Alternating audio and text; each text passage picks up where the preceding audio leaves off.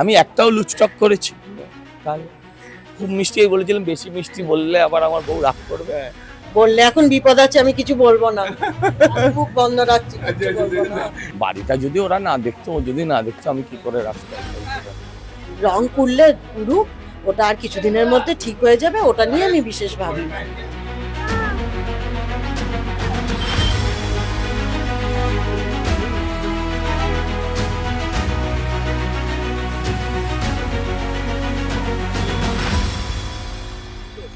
সবাই তো সজল ঘোষ করছেন, তার হোম মিনিস্টার, তার আসল যিনি পাওয়ার, তার সহধর্মিনীর সঙ্গে আমরা রয়েছি। একটু আগেই সজলবাবু বললেন যে না, এটা তো অস্বীকার করার জায়গা নেই, স্বীকারই করে দিয়েছে। আরও একটা জিনিস বলছিলেন যে সায়ন্তিকার সঙ্গে আমি প্রশ্ন করেছিলাম যে কীরকম সম্পর্ক, মানে মিষ্টি সম্পর্ক, বললে আবার বেশি হলে আবার বাড়িতে রেগে যাবে। ও মজা করে বলেছে, খুব মজা করতে ভালোবাসে। ঠিক আছে, এই স্পিরিটটাই থাকুক আমাদের মধ্যে, শত্রুতার সম্পর্ক না হোক, মানে অপোনেন্ট পার্টির সাথে একটা সৌজন্যমূলক সম্পর্ক থাকুক। হার জিত তো লেগেই থাকে, এটা নিয়ে আমাদের বেশি ভাবার দরকার নেই। আরেকটা কথা বলি, সেটা হচ্ছে যে সহধর্মিনী কথাটার মানে হচ্ছে যার ধর্ম সমান, মানে একই রকম। সেইটা তো নিশ্চয়ই তোমাকেও করতে হচ্ছে, কারণ যত সারাদিন বাড়িতে নেই, রাত কখন বাড়ি ফিরছে, কি পড়ে যাবে, এগুলো তো আছেই। সঙ্গে সঙ্গে এগিয়ে যাওয়ার যে, তুমিও তো পলিটিক্সে আছো। আমি পলিটিক্সে হয়তো ডাইরেক্টলি নেই, ইনডাইরেক্টলি আমি তো বলছি, ধর্মটা তো মানে মানে মনে হয় ইনডাইরেক্টলি। আমার বাবা, মানে আমার বাপের বাড়ির বাবা পলিটিক্সে ছিলেন, উনি কাউন্সিলর ছিলেন, উনি বড় চেয়ারম্যান ছিলেন, মানে পলিটিক্যাল ব্যাকগ্রাউন্ড থেকেই আমি বড় হয়েছি। আচ্ছা, এটা ছাড়া আমি যখন শ্বশুরবাড়িতে আসি, এখানকার বাবা, উনিও কাউন্সিলর ছিলেন, উনি অনেক পদ, অপোজিশন লিডার, অনেক পদেই উনি ছিলেন। তারপরে আমার স্বামীকে দেখলাম, উনিও প্রচুর পদে ছিলেন পলিটিক্সে, বা আছেন, এখন নতুন করে আবার হয়েছেন। এখন মানে এই জন্য পলিটিক্সটা আমি আলাদাভাবে দেখি না, ওটা আমাদের মানে মানে ব্রন অ্যান্ড বটম, এটাই মানে রোজনামচার মধ্যে ঢুকে গেছে। হ্যাঁ, একদম একদম, ওটা আলাদা করে আমরা ধরি না, ওটা আমাদের সংসারের মধ্যেই পড়ে। আচ্ছা, একটা জিনিস জানতে চাই, যে আমি জানি পলিটিশিয়ান হিসেবে কিন্তু সজল ঘোষ নয়, ফেভারিট হচ্ছে শুভেন্দু অধিকারী, তাই কি? আমি শুনেছিলাম কিন্তু তোমার মুখে। আমার ফেভারিট তাই। নামটা কি? বললে এখন বিপদ আছে, আমি কিছু বলবো না, মুখ বন্ধ রাখছি, কিছু বলবো না।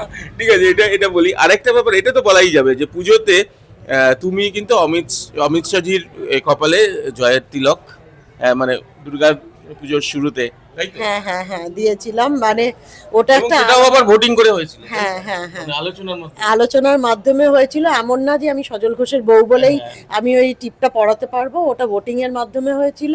আর আমার সেই সুযোগটা পেয়েছিলাম, আমার সৌভাগ্য। আর আমার ভীষণ ভীষণ, ওটা একটা খুব প্রাউড মোমেন্ট ছিল ওটা। আরেকটা ব্যাপার, সেটা হচ্ছে যে সবচেয়ে কঠিন সময় আর সবচেয়ে আনন্দের মুহূর্ত, এই দুটো মুহূর্ত কি কি একটু যদি বলা, খুব টাফ, কিন্তু এই প্রশ্নগুলো করতে হয়।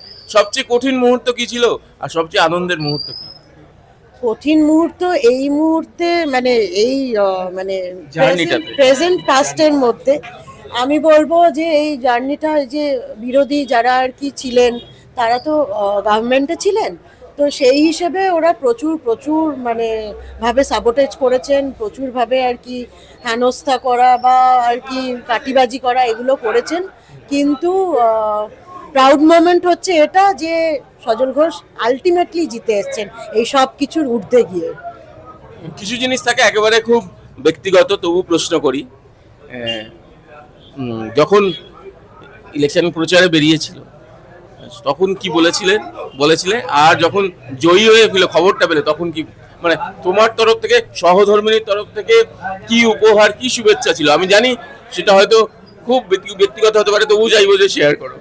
মানে আমি বলবো যে মানে যখন আর কি টিকিটটা পায় আর জার্নি শুরু করে, তখন বলেছিল যে এখানে কিন্তু ফুল সাপোর্ট লাগবে আমার। হ্যাঁ, তো সেইভাবে আমি ফুল সাপোর্টই দিয়েছিলাম। বাড়ি থেকে মাথা ব্যথা কোনোটাই ছিল না, কোনোদিনই ছিল না। বাড়িটা কিছুই দেখতে হয় না।